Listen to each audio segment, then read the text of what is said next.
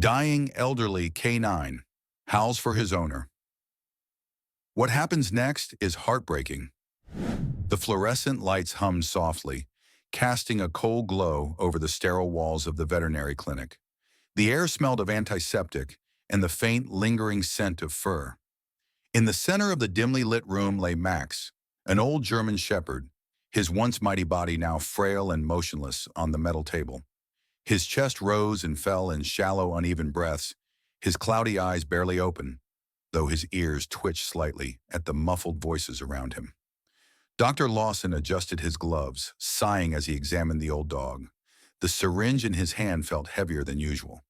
Euthanasia was a part of his job, but it never got easier, especially not when the animal on the table had eyes that still held echoes of loyalty and love.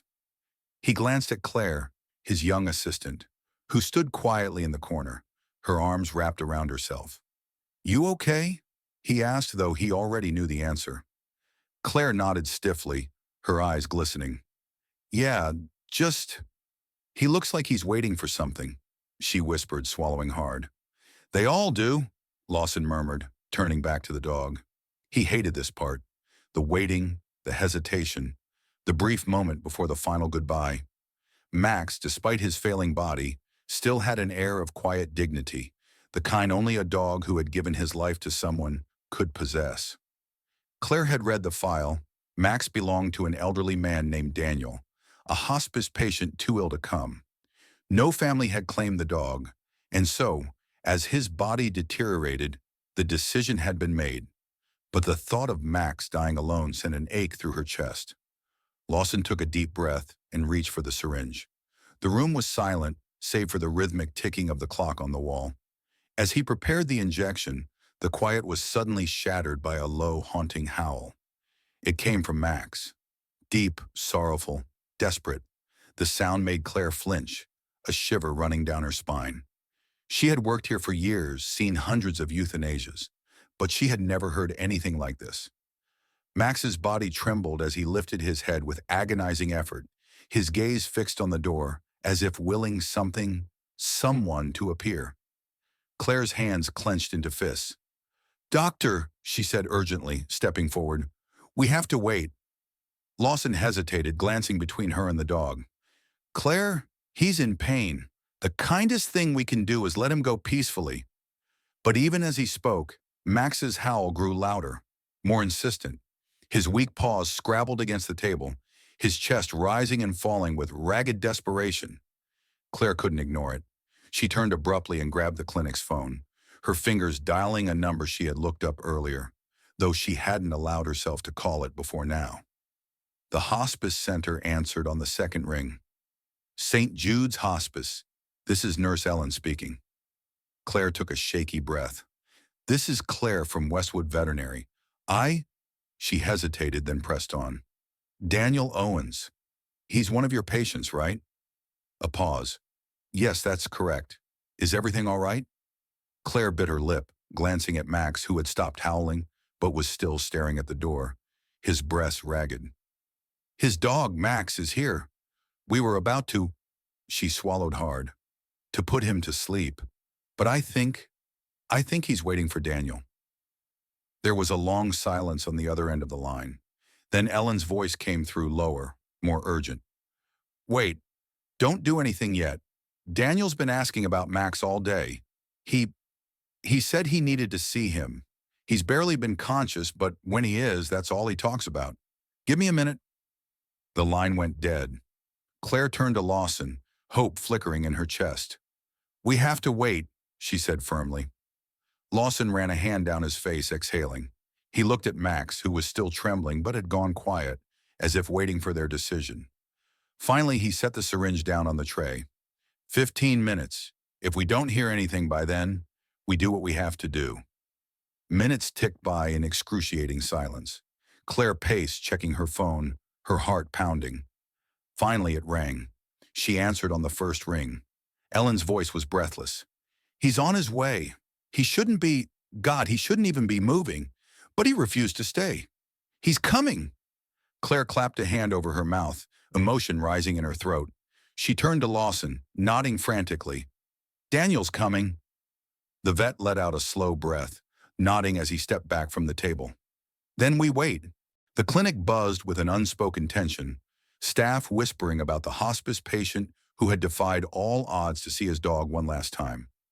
Claire stood by Max, running a gentle hand over his fur, whispering reassurances. "He's coming, boy. Just hold on." Max's breathing remained labored, but his ears twitched at her voice, his body relaxing ever so slightly. Outside, the distant sound of sirens grew louder. Moments later, an ambulance pulled up, and the clinic door burst open. A nurse hurried in, pushing a frail man in a wheelchair.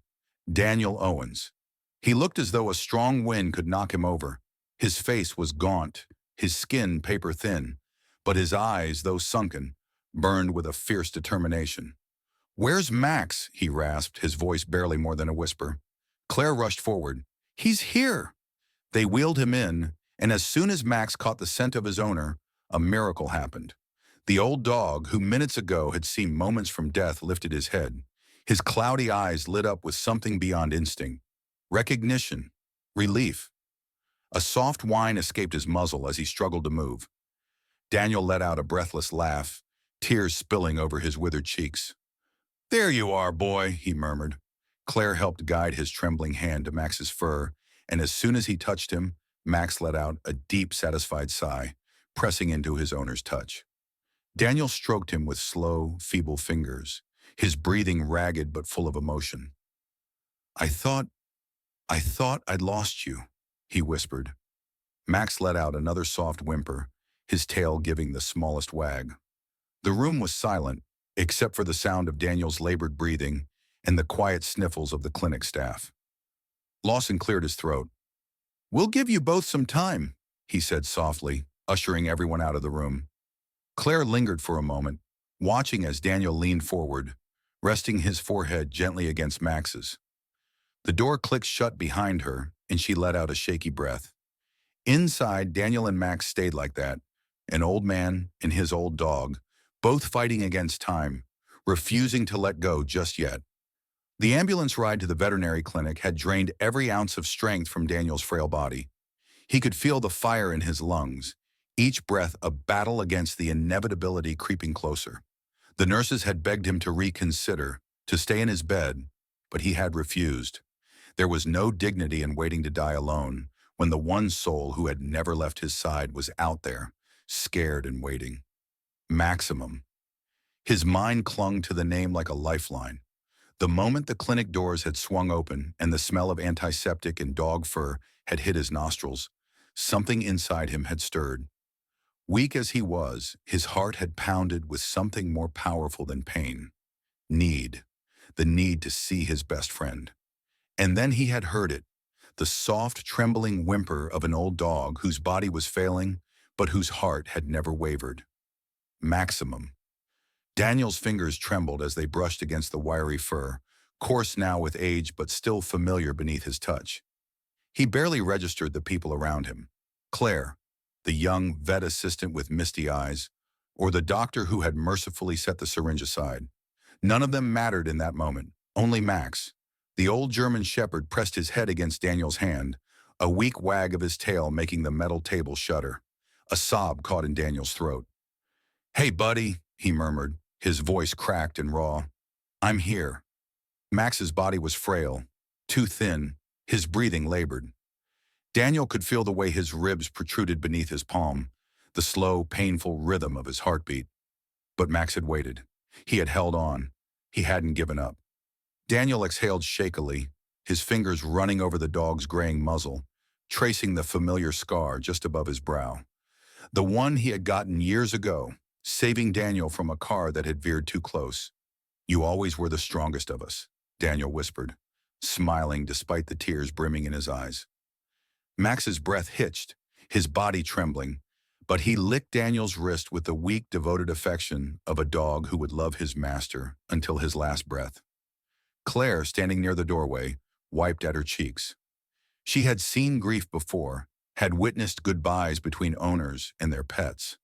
But this was something else. This was two souls clinging to each other in a world that was pulling them apart. She swallowed hard and took a hesitant step forward. Would you like to stay with him, Mr. Owens? Her voice was gentle, careful. For as long as he needs? Daniel turned his head toward her, his pale blue eyes glassy but sharp. For as long as we both need, he corrected softly. Claire nodded and stepped back, giving them space. The vet, too, watched in silence, his fingers flexing at his sides, the syringe long forgotten. Max's breathing remained uneven, but he didn't close his eyes. He simply stared at Daniel, drinking in his presence like a parched traveler at an oasis. Time stretched, the walls of the clinic melting away. Daniel didn't feel the ache in his bones, didn't hear the distant hum of conversations outside the room. All he felt was Max, the warmth of his body, the soft puff of his breath against his wrist. Memories flickered behind his eyelids, moments of a life spent side by side. The first day he had brought Max home as a puppy, his oversized paws tripping over themselves as he tumbled across the living room floor. The years spent running through fields, Max's golden coat catching the sunlight, his laughter echoing into the sky. The nights when the weight of loneliness had pressed too hard against Daniel's chest, and Max had curled beside him, silent but present. The day he had been diagnosed, the hospital visits, the slow decline. Through it all, Max had never left his side. Not once. And now, even at the end, Max was still here. Daniel's breath caught, a wave of exhaustion hitting him hard. His limbs felt heavier than before, the weight of time pressing down on him. But he didn't fight it.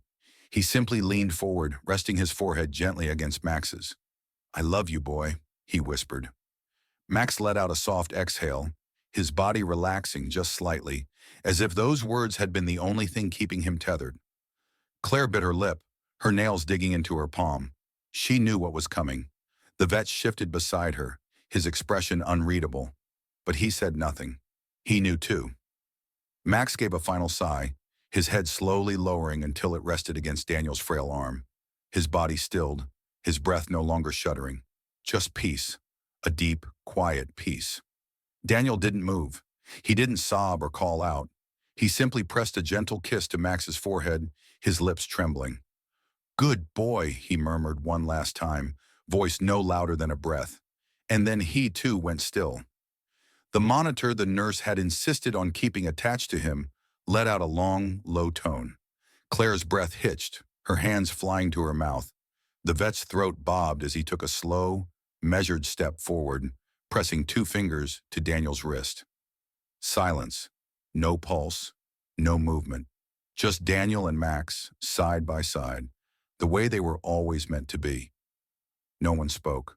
The world felt frozen, suspended in a moment that held more weight than any of them could comprehend. Claire's tears slipped down her cheeks, silent, reverent. The vet let out a shaky breath and looked away, blinking rapidly. The nurse who had come in with Daniel let out a quiet sob, pressing a hand to her chest. Daniel and Max had waited for each other. They had refused to let go until they were together, and now together, they were free. The clinic was unnaturally silent. The kind of silence that didn't just fill a room, but settled into the bones of those inside, wrapping around them like an invisible shroud. Claire stood frozen, her breath shallow, her fingers gripping the edge of the counter as she stared at the still figures before her. Max and Daniel. Neither of them moving. Neither of them breathing. The weight of it pressed down on her chest, making it hard to swallow, hard to think. She had witnessed loss before, had seen people say goodbye to their pets, had watched grief take shape in different forms, anger, sobs, quiet resignation. But never like this. Never this perfect stillness, as if the universe itself had paused to acknowledge what had just happened. A man and his dog crossing over together, as though even death understood that they were never meant to be apart. Dr. Lawson let out a slow, measured breath beside her, rubbing a hand over his face. He wasn't a man who showed much emotion. Years in veterinary medicine had taught him to keep his feelings in check, to be the steady force in the room when others crumbled. But now even he seemed shaken. His jaw tensed, his hands flexed at his sides like he needed to grab onto something, anything, to keep himself grounded. He took a step forward, hesitated, then finally reached out, pressing 2 fingers to Daniel's wrist once more, as if hoping for some mistake, some miscalculation. But there was nothing, just skin cooling under his touch, life slipping away in a way that was both cruel and beautiful in its inevitability. He swallowed hard. Time of death, he murmured, checking the wall clock. 7:42 p.m. Claire exhaled sharply, her breath shaking as she wiped at her face. She hadn't even realized she was crying. The nurse who had brought Daniel in was already dabbing at her own cheeks, sniffling quietly. I should call the hospice, she said, voice thick with emotion. Let them know. She turned, fumbling with her phone as she stepped out into the hallway, leaving the room even heavier in her absence. Claire took a slow step forward, hesitating before reaching out to touch Max's head, her fingers tangling gently in his fur. Still warm, his ears were still slightly perked, as if waiting for Daniel's next command, even in death. She felt her throat tighten. He held on, she whispered, almost to herself. He really waited. Dr. Lawson let out a breath that was closer to a sigh. Some things, he said quietly, you just can't explain. And he was right. There was no medical reason Max should have lasted as long as he did. By all logic, his body should have shut down hours ago. But he hadn't. He had fought against the inevitable with everything he had, waiting for the man he loved. And Daniel, God, Daniel had done the same. He had defied every medical expectation, had forced his failing body to move, to keep going just long enough to make it here, to say goodbye, to make sure neither of them had to face the end alone. Claire swallowed the lump in her throat and stepped back, wrapping her arms around herself. What happens now? She asked softly. Lawson ran a hand down his face before answering. We call the necessary people. The hospice will likely take care of Daniel's arrangements. As for Max, he trailed off, glancing at the old dog's still form, his usual clinical detachment cracking just slightly. We should give them time together, just a little longer. Claire nodded, grateful. The least they could do was let them rest side by side for a while before the world came in to separate them again. She turned away, moving toward the reception desk, but before she could reach it, the front door chimed, signaling someone entering. She wiped quickly at her eyes, composing herself as best as she could before looking up. A man stood in the doorway, winded, eyes darting frantically around the clinic. He looked to be in his 40s, his dark hair flecked with gray, his face lined with worry. He started, his voice unsteady. I got a call about my father. Claire's heart clenched. This had to be Liam, Daniel's son. She had seen his name in Max's file, the emergency contact left untouched for so long. She had almost called him earlier, but hadn't known what to say. Now, looking at the desperation in his eyes, she wished she had. Mr. Owens, she asked gently, I'm so sorry. His face fell, his shoulders sagging as if the words physically struck him. He shook his head slightly as if denying it could undo it. No, he whispered. No, I was on my way. I didn't. He clenched his jaw, his fist curling. I should have been here. Claire stepped forward carefully, her voice soft. He wasn't alone, she assured him. He made it. He saw Max. They were together. Liam's breath hitched, his hands falling to his sides as he stared at her, something unreadable flickering across his face. He saw Max? Claire nodded. And Max saw him. He waited for him. Liam swallowed hard, his Adam's apple bobbing. Then without another word, he moved past her, toward the room where his father lay. Claire followed silently, stopping at the door as Liam stepped inside, his breath catching at the sight of them, his father and his father's best friend, still and at peace. For a long time, he didn't say anything. He just stood there, staring, his expression unreadable. Then slowly, he moved to his father's side, sinking into the chair beside him. He reached out, fingers trembling, and took Daniel's hand in his own. His other hand hesitated over Max before finally settling on the old dog's head, stroking gently. Claire couldn't hear what he whispered, but she knew it wasn't for her to hear anyway. She turned away, giving him the privacy he needed, the time he needed. The world outside continued, cars passing by, life moving forward as if it hadn't just lost something irreplaceable. But inside the clinic, time remained still a little longer. just long enough for a son to say goodbye to his father, just long enough for two souls who had waited for each other to be honored for what they had shared, just long enough for love to be the only thing that mattered. The night outside was cold, the kind of cold that seeped into the bones, but inside the clinic, the air was thick with something heavier than winter's bite. Liam sat motionless between his father and Max, his hands resting on both of them, as if afraid that letting go would make the reality settle in too quickly. The truth was already pressing down on his chest, suffocating him, yet he still clung to the illusion that if he stayed like this, just for a little longer, neither of them would be truly gone. He had spent years preparing for this moment, knowing his father's time was limited, but nothing had prepared him for the crushing finality of it. He had barely spoken to Daniel these last few months, work and life dragging him further away, filling his head with a constant lie that there would always be more time. And now there wasn't. There was only this silent room, the rhythmic ticking of the clock, and the weight of regret curling around his ribs like a vice. Max's fur was still warm beneath his palm, the old dog's body still carrying traces of life despite the stillness. Liam swallowed hard, forcing himself to breathe, to focus on the one thing that felt solid. He had never fully understood the bond between his father and Max. It had always been there, unshakable, unwavering, but he had never questioned it until now, until he saw firsthand the way they had held on for each other, waiting until the very last moment.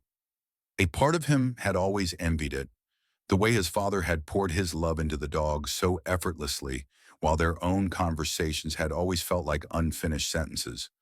Like trying to bridge a gap neither of them knew how to close. And yet, even as the years had pulled them apart, Max had remained. Max had been the one constant, the one who had never left Daniel's side, the one who had understood him better than anyone else ever could. Liam let out a shaky breath, blinking rapidly as he felt the sting of unshed tears threatening to spill over.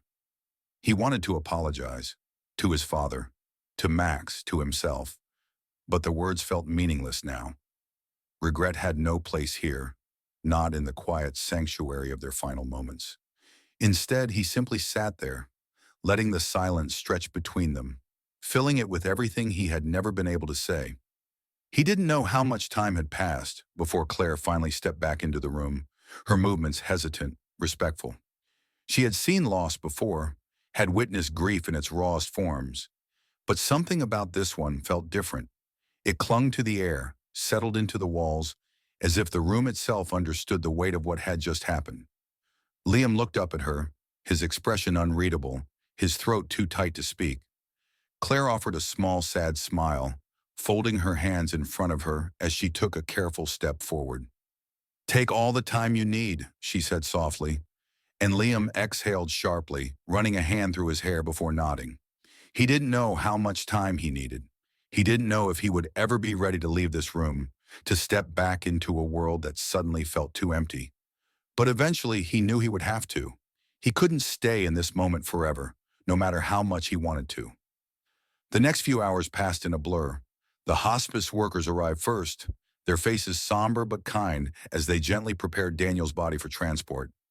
Liam stood in the corner, watching as they moved with practiced care, his hands clenched into fists at his sides. It wasn't until they finally covered his father with a white sheet that something inside him cracked, a quiet, choked sound escaping his throat before he could stop it. Claire was there in an instant, a hand on his arm, grounding him before he could completely fall apart. "It's okay," she murmured. "You don't have to hold it all in." Liam let out a breath that felt too heavy, his shoulders shaking slightly as he nodded. He turned his gaze to Max, still lying peacefully, untouched by the flurry of movement around him. The vet would take care of him, Claire had promised. They would arrange for Max to be cremated so he could stay with Daniel, just as he had in life. The thought brought a strange, hollow comfort, but it still didn't feel like enough. None of this did. When the time finally came to leave, Liam hesitated in the doorway, his gaze lingering on the space where his father and Max had just been. It felt wrong to walk away, to leave them behind. But he knew staying wouldn't change anything. So he swallowed the ache in his chest, squared his shoulders, and forced himself to step outside. The air was sharp against his skin, the darkness stretching wide and endless above him. For a moment, he just stood there, letting the cold seep into his bones, trying to remember how to exist in a world that no longer held the two souls he had taken for granted. Claire followed him out, her presence a quiet anchor in the storm raging inside him. She hesitated before speaking, as if unsure whether her words would be welcome. "Your father loved him," she finally said, her breath visible in the chilly air. "And Max, he loved him just as much. They weren't just a man and a dog. They were family." Liam let out a hollow laugh, rubbing a hand over his face. "I know," he admitted. I should have been here sooner." Claire didn't offer meaningless reassurances, didn't tell him it wasn't his fault, because she knew it wouldn't help. Instead, she simply said, "You're here now." Liam nodded slowly, exhaling as he stared up at the sky. The stars were faint, barely visible against the city lights, but they were there, silent, unchanging, watching. As he turned to leave, his footsteps heavy against the pavement, he made a quiet promise to himself. He wouldn't let this be the end. He wouldn't let his father's love for Max fade into memory, wouldn't let their story be just another passing moment in time. They had mattered, to each other, to the people who had witnessed their bond, to him, and somehow, some way, he would make sure they were never forgotten.